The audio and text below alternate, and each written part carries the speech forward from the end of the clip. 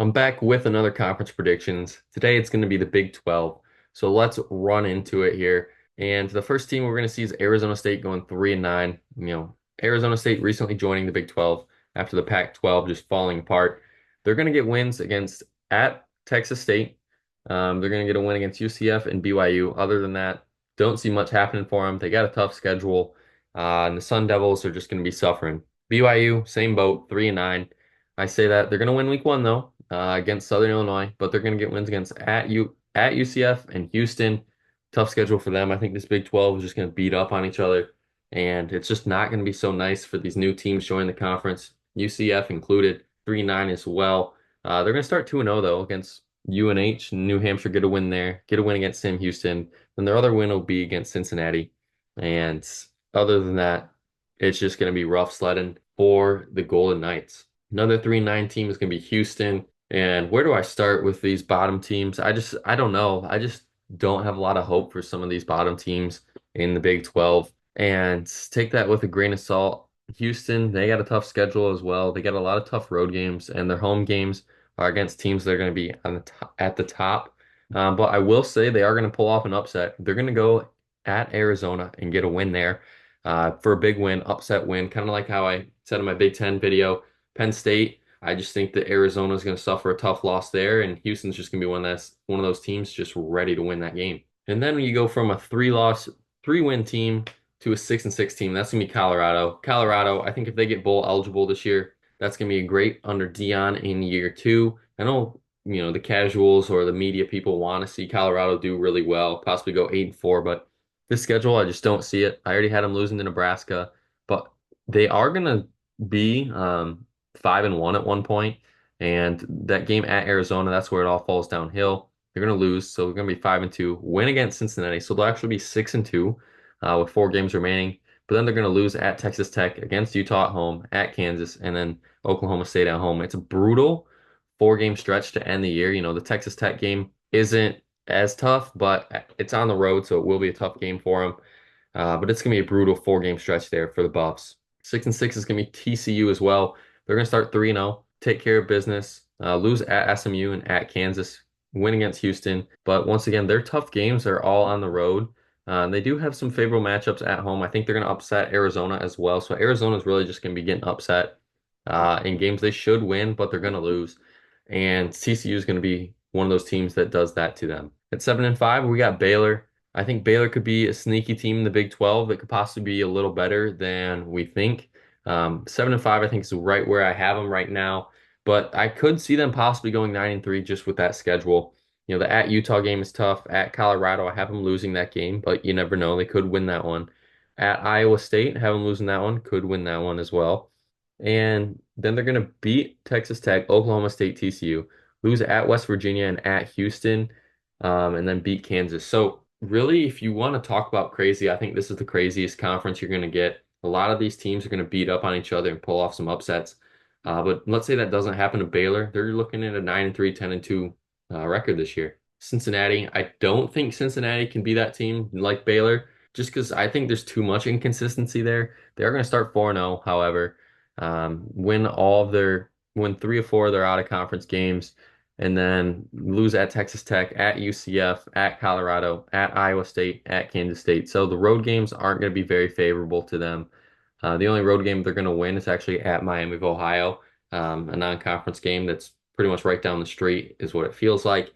So it's really a home game away from home. But Cincinnati, I think they will get bowl eligible, possibly finish 8-5. Iowa State, another 7-5 team, and I don't know. They just got to beat Iowa. That's what it all matters. They just got to beat Iowa. If they can beat Iowa, then they're 8-4 in my prediction here. They're going to have other losses to West Virginia, Texas Tech, Kansas, and at Utah. So Iowa State, it's really going to matter week 2. If you can go in there and beat Iowa, then I think this season could change and they could possibly be like Baylor around 9-3 and 10-2. Kansas State, I have going 7-5, and I think that would not be where a lot of people see them right now. But man, do they have a tough schedule. I think they're going to lose at Tulane. That's a tough game on the road.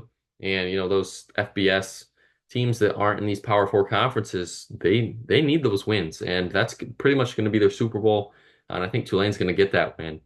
Arizona at home, they're going to lose that one. They are going to rebound well with 2 wins at BYU and against Oklahoma State, which I think will be a great game. But then they're going to lose to Colorado, West Virginia, and Iowa State. And the last 7-5 team is going to be West Virginia. They're going to lose that game to Penn State in week one, but after that, they're going to get on a roll. They're going to win three in a row, head into the bye week 3-1. And then they're going to lose at Oklahoma State, get 2 wins against Iowa State, Kansas State, lose at Arizona, lose at Cincinnati, and that's going to be the nail in the coffin for this team for a possible Big 12 chance, title game chance. But they're going to get Baylor and UCF and then lose at Texas Tech at the end of the year. 9-3, I have Arizona, and you've heard all three of those losses. Well, two of the three. They're going to lose at Utah, Houston, and at TCU. And let's say theoretically they don't lose those 2 games at the end of the year. Their toughest game on the schedule is at Utah, and the next, I mean, at Kansas State as well in week 3. But I just think Arizona, it's right there for them to take at least a chance to the Big 12 championship. It's right there for them. They just can't avoid that upset loss to a non-conference team. Kansas, they're in the same boat. They just can't avoid a loss to a team that isn't ranked. And Kansas, very, very easy to start the year. Lindenwood at Illinois, UNLV should take care of business there. At West Virginia, have them getting tripped up there. That's where they're going to suffer one of their first losses. TCU at Arizona State. So they're going to go into the bye week 5-1, come out of it, beat Houston 6-1, lose at Kansas State 6-2, another bye week, win 3 in a row. So they'll be 9-2 going into the last week of the season. And then that's where I have them losing to Baylor at the end of the year, possibly killing their Big 12 title chances and possibly a chance at the college football playoff. And then the last 2 teams remaining are Oklahoma State and obviously Utah. We'll talk about Oklahoma State here at 10-2. They're going to go to the Big 12 championship. Their only losses are going to be at Kansas State and at Baylor. And Ollie Gordon, I talked about it in the rankings. Ollie Gordon's going to have to carry this team. I know Alan Bowman, he's been around the league a little too much. I think he's 25.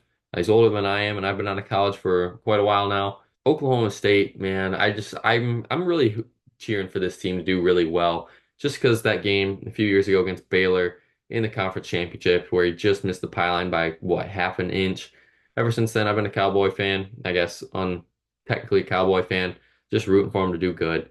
And Ollie Gordon's going to take them as far as he can go. Same for Utah. They're in the same boat. If Cam Rising can stay healthy, this team's going to be really good. Their only loss is going to be actually at Oklahoma State because that's probably their toughest game on the road.